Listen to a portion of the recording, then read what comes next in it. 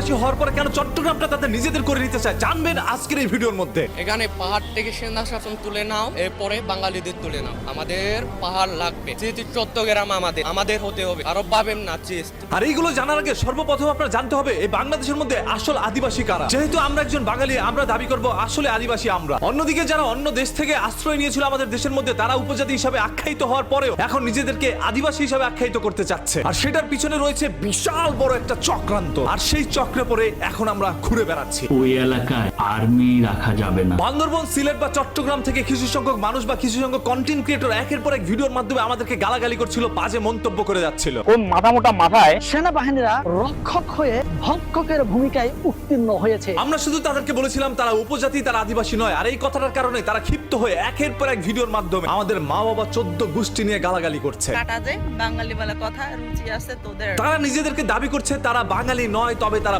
বাংলাদেশী। তাহলে আমি বাঙালি কিভাবে হই? আমি বাংলাদেশী, নট বাঙালি। আচ্ছা, তারা যদি বাংলাদেশী হয়ে থাকে, আমরা যদি বাংলাদেশী হয়ে থাকি, তাহলে বাংলাদেশের আইন শৃঙ্খলা বাহিনীদেরকে আমরা মেনেই চলবো। তাহলে কেন তারা বারবার বলছে বাংলাদেশি আর্মিদেরকে তাদের পাহাড় থেকে সরে যেতে? এখানে পাহাড় থেকে সেনা শাসন তুলে নাও, গণমাধ্যম বা মিডিয়ার মধ্যে এসে একের পর এক বক্তব্য দিচ্ছিল চট্টগ্রাম তাদের, যেহেতু চট্টগ্রাম আমাদের হতে হবে। ওইখানে কোনো আর্মি বাহিনীও ঢুকতে পারবে না, সাধারণ জনগণও ঢুকতে পারবে না। বাঙালিদের তুলে নাও। তাহলে কেন চট্টগ্রাম ব্যতীত অন্যান্য অঞ্চলের মধ্যে তারা ঘুরে বেড়াচ্ছে প্রকাশ্যে? উপজাতি তারা চাচ্ছেন চট্টগ্রামকে আলাদা করতে, অর্থাৎ চট্টগ্রামের যে 3 পার্বত্য জেলা আছেন, রাঙামাটি, খাগড়াছড়ি কিংবা বান্দরবান, তারা চাচ্ছেন এই 3 জেলাকে, পার্বত্য জেলাকে তারা আলাদা একটি রাষ্ট্র গঠন করতে। আর সেই রাষ্ট্রের নাম হচ্ছে জুমল্যান্ড। 300 থেকে 400 বছর পূর্বে এই সকল আদিবাসীরা ঢুকেছিল বাংলাদেশের ভূপৃষ্ঠে। অন্যান্য দেশ থেকে বিতাড়িত করা সেই সকল মানুষগুলোকে আশ্রয় দিয়েছিলাম আমরা বাঙালিরা। আপনি একটাবার চিন্তা করেন, আপনি বাংলাদেশের নাগরিক হয়েও সাজেক যেতে আপনার লাগবে ভিসা, আপনি কোনোভাবেই চট্টগ্রামে কিন্তু যেতে পারবেন না। বাঙালি মানে এই নয় যে 1971 সালে যুদ্ধের পরে বাংলাদেশ স্বাধীন হওয়ার পরে আমরা বাঙালি হয়েছি। তার আগেও কিন্তু আমাদের মাতৃভাষা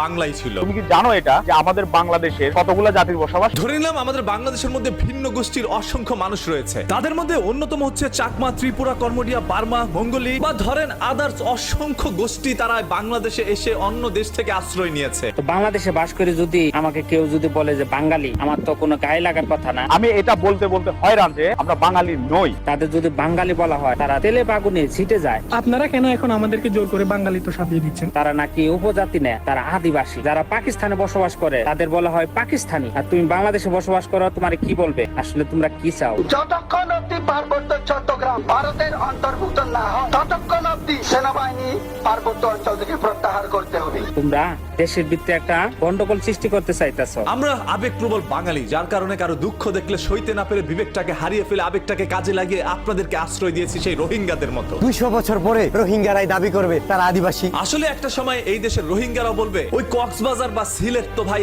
আমাদের। আশ্রয় দিয়েছে যারা, তাদের বিরুদ্ধে করবে লড়াই। স্বদেশে ফেরত না পাঠালে আদিবাসী বলে করবে বড়াই। আপনাদেরকে অবৈধভাবে সেটেল করে দেওয়া হয়েছে এখানে। সেটেলার কাদেরকে বলা হয় আগে সেটা শিখে আসুন, তারপর মানুষকে বলুন আপনারা সেটেলার। বাংলাদেশের মধ্যে এসে আশ্রয় নিয়ে মোটামুটি ঘর বাড়ি করে সেখানে চাষবাস করে আপনারা খাচ্ছেন, তাহলে সেটেলার তো আপনারা ভাই, আপনারা ওইখানে সেটেল হয়েছেন। আমাদেরকে কিভাবে সেটেলার বলেন? আবার বলতেছেন বাংলাদেশের মধ্যে আপনারা নাকি আমাদেরকে আশ্রয় দিচ্ছেন। কিন্তু আপনারা বাঙালিরা কিন্তু বাপ দাদার আমল থেকে কিন্তু আপনারা এখানে ছিলেন না। পাগলে কিনা বলে ছাগলে কিনা খায়। আমি যদি বলি এটা আমাদের বাপ দাদা 14 পুরুষ থেকে আমাদের হিল ট্যাক্সে ছিল। তাদের সকল জনগোষ্ঠী একসাথে করলে বাংলাদেশে তাদের জনসংখ্যা হয়ে দাঁড়াবে 16 লক্ষের অধিক। কুকিচিং আর্মি তাদের মধ্যে অন্যতম, যারা বাংলাদেশের চট্টগ্রামকে দখল করার জন্যই এখন এই সকল বাহিনীগুলো আরো মজবুত করে তুলছে। মাথা চারা দিয়ে উঠছে এখন সেই সকল মানুষ। আপনারা অনেক সময় বলতেছেন আমরা অনেক কষ্টে পাহাড়ের মধ্যে বসবাস করি, এক বেলা খাইলে 2 বেলা না খেয়ে থাকি। আপনারা যখন এত কষ্টেই বসবাস করছেন, তাহলে কেন আপনারা আবার একটি বাহিনী বানিয়েছেন, যে বাহিনীর কাছে লক্ষ লক্ষ টাকার অস্ত্র রয়েছে, যে সকল অস্ত্রগুলো তাক করে রেখেছে আমাদের বুকের দিকে? এবং হ্যাঁ,